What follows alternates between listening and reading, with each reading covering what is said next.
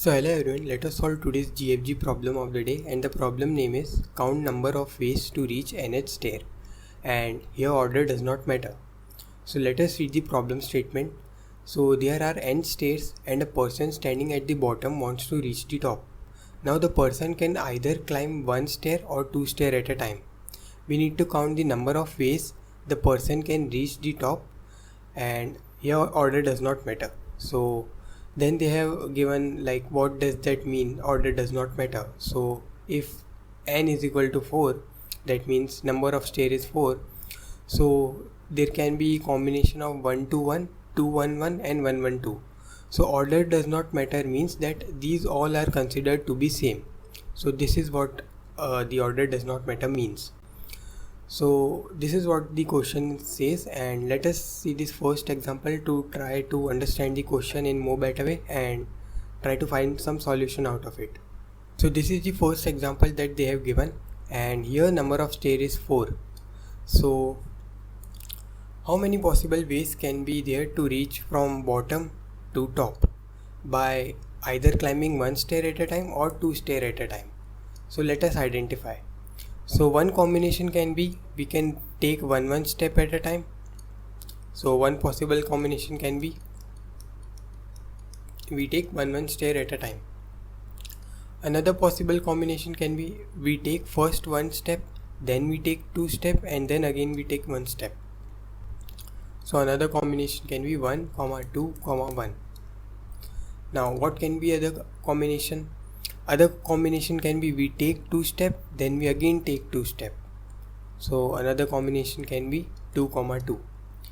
So there can be only these 3 combinations possible in order to reach from bottom to top. And if you see, our answer is also 3. Now how do we solve this question? Now in this question they have said one very important thing, that order does not matter. Now this particular thing can help us solve this question very easily with the help of simple observation. So let me show you how with the help of simple observation we can solve this particular question. So let us take these 4 examples where n is equal to 1, n is equal to 2, n is equal to 3 and n is equal to 4. So let us see these 4 examples and try to observe something. Now if we have number of stair as 1, so how many possible combinations can be there? There can be only one combination, obviously. So if our stair is equal to 1, our answer will be 1. There can be only one combination. If our stair is 2, how many combination can be there? Let's see. So we can take one step and then we can again take one step. So we can have this one combination. Other combination can be we can directly take 2 step. So in case of 2 stair, we will have our answer as 2. So there can be 2 possible combinations. In the case of n equal to 3, how many combinations can be there? There can be, we can just take one step at a time. So this can be one possible combination. Other possible combination can be what? We take 2 step and then we can take 1 step. So in the case of n equal to 3, there can be only 2 combination. So here also we will write 2. Now in the case of n equal to 4, let us see how many combinations can be there. We have already seen that there were 3 possible combinations. One can be 1, 1, 1, 1. Other can be 2, 1, 1, and the last one can be 2, 2. So there were 3 possible combinations. Now if you observe it carefully, this n equal to 3 and n equal to 1 are related. And if you observe another thing, this n equal to 2 and n equal to 4 are also related to each other. Now how they are related? Now if you observe n equal to 1 and n equal to 3, so we can say that our n equal to 3 is nothing but n equal to 1 plus 1. So whatever answer we are getting in n equal to 1, if I just add plus 1 to it, I'll get the number of steps for n equal to 3, or number of combination or number of ways for n equal to 3. Yes, by observation we can see that. Now is it really true? Yes, if you observe it carefully, for n equal to 2 and n equal to 4, we can say this same thing again for this case also. So how many number of possible ways can be there to reach n equal to 4? So we can say that whatever number of ways we have for n equal to 2, just add +1 to it.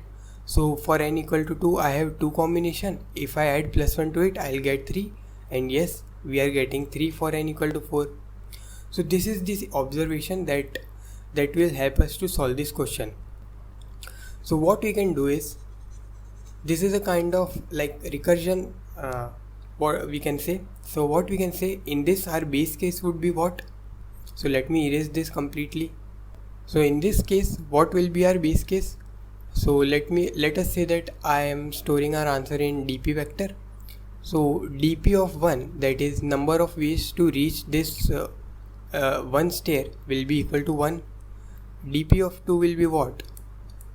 Equal to 2. Number of ways to reach n equal to 2 stair is what? How many combinations or how many ways can be possible? 2.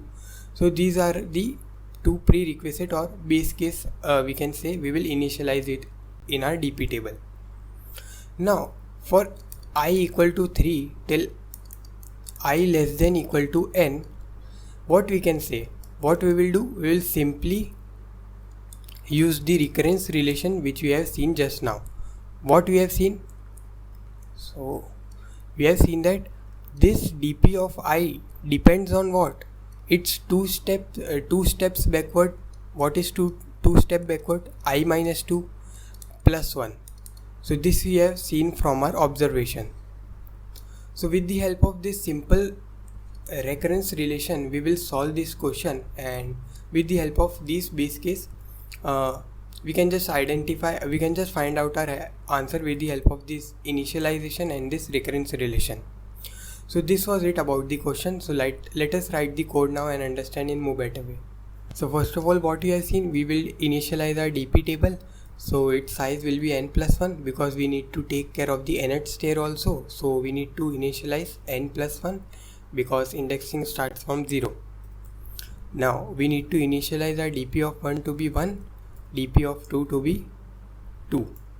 Now what we have seen, from I equal to 3 till I less than equal to n, what we need to do? We just need to put that recurrence relation, that is dp of I equal to dp of I minus 2 plus 1, and this simple recurrence relation with the help of this base case will find out our answer for dp of n, and in the end we can just simply return dp of n, which we need to actually find. So let us see if this gets accepted or not. So yeah, our code got accepted successfully. So hope you learned from this video. Thank you.